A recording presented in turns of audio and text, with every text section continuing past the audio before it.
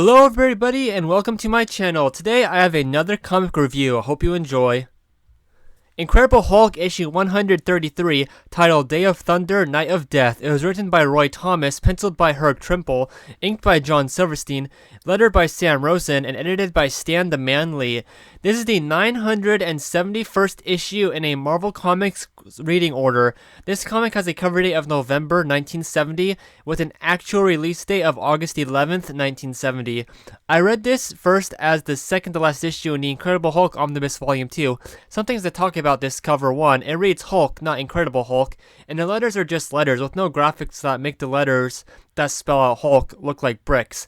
I point that out here because the iconic Hulk name graphic was used on and off this time in Hulk comics. This cover says frenzy in a far-off land. Well, that doesn't even happen, but the wall says the demon and the dictator. I'll bring that up later because I do not like this cover. Any chance to bash it, I will take because I don't know, I feel pitiful.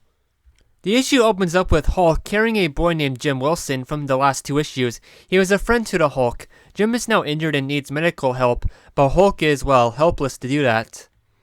Just then, General Thunderbolt Ross, the army leader who's been hounding the Hulk since Hulk was created, approaches the Hulk by himself to try and get Jim to a hospital back at Army Base to save him. The Hulk agrees, and the two figures, for the first time, Hulk and General Ross, have a chance to make peace with each other and have a normal, serious conversation about the Hulk's future. At this time, General Ross knows that the Hulk is Bruce Banner and actually likes Bruce Banner. Just as cautious with the Incredible Hulk alter ego, Ross tries to talk to the Hulk about them all working together living in peace. Well, one pilot messes it all up and shoots the Hulk, seeing Hulk approach Ross, thinking that the green guy was going to attack. This causes the Hulk to get mad and leap away, but not before destroying some aircraft hovering above them. Darn pilot. The Hulk goes into a shipping dock yard and climbs into a container and falls asleep.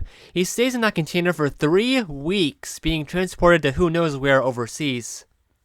Hulk wakes up in a fictional city, Morvania, Europe. He meets the evil dictator of this city, Draxon, who offers an alliance with the Hulk. Hulk refuses, not caring about any fighting anymore, just hoping to be left alone, so Draxon orders his men to attack the Hulk, leading to a battle with a pretty clear winner. Also, going off what the Hulk says, yeah, he was in that container for 3 weeks, but apparently he ran out of air, yet still survived. So for 3 weeks in a little container, he had no air, ultimately. Very powerful guy. I first want to talk about this scum, Vaclav Draxon. He has a dream as crazy as the Red Skull, to conquer the world. He originally was a common peasant who rose through the military ranks into his position today. This and the next issue are his only appearances. We see how Draxon's henchmen have all of control over Morvania, and it's a small town by his castle. We see one father tells his child that life wasn't always like this. The dad turns out to be the leader of the resistance and goes to Draxon's castle when the Hulk starts fighting Draxon's army there. But we don't see him do anything, we just see him leave to go there. I like how easily the Hulk defeats Draxon and has him at his mercy. Draxon even freezes up when the Hulk grabs him, but Hulk decides to just leave Draxon alone if Draxon leaves the Hulk alone. I do find it odd in these drawings that Draxon is about the same height as the Hulk. Anyway, with Draxon there is a lot more content with him as a rogue in the next issue. Here, he's pretty boring, and not even funny to read about. My favorite part of this story is the start with the Hulk and Thunderbolt Ross talking to each other civilly, even though they've been fighting for years.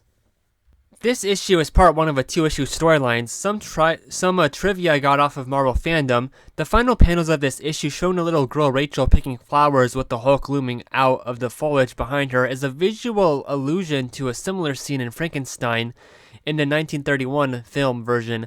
Frankenstein was one of the original inspirations for the Hulk as a tragic misunderstood monster. And now let's read the letter pages, which are titled Greenskin's Grab Bag. One had praise for issue 126, with Doctor Strange guest starring and with 2020 Vision setting up the Defenders. A writer then criticizes the titles of Hulk comics at the time, always being something like The Coming of Blank or The Fate of Blank. There are 2 times when a writer brings up the weird moment in issue 127 where Hulk destroyed a robot named Mogul, a robot created by his enemy Tyrannus, sure, but the robot was friends with the Hulk and it seemed genuine. Hulk had a real friend, but then Hulk destroyed Mogul after learning he was a robot.